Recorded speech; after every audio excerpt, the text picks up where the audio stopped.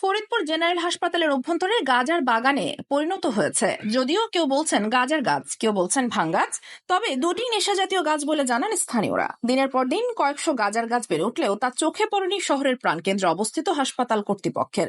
প্রায় 100 বছরের প্রাচীন ফরিদপুর জেনারেল হাসপাতাল, জেলা সদরের মুজিব সড়কে অবস্থিত এই হাসপাতালে প্রতিদিন চিকিৎসা নিতে আসেন কয়েকশো রোগী।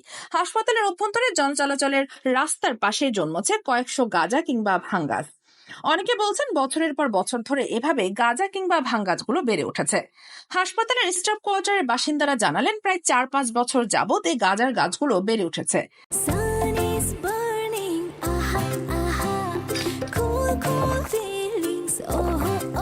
ফ্রুটো এখন নতুন লুকে আর টেস্ট অ্যামেজিং। তাজা আমের মধুর রসে প্রাণ ফ্রুটো এখন আরো আকর্ষণীয় নতুন প্যাকেট। আগে আরো বেশি ছিল, অনেক গাছ কেটে তারা পরিষ্কার করেছেন, তারপর আবার হয়েছে।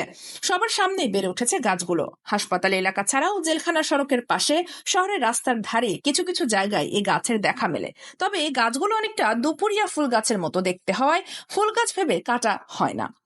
জেলা সিভিল সার্জন বলেন গাছগুলো কাটার জন্য বলা হয়েছে। মাঝে মধ্যে গাছগুলো কাটা হয়, আবার এমনিতেই গজিয়ে যায়। সময় মতো লেবার না পাওয়ায় এবার কাটতে দেরি হয়েছে।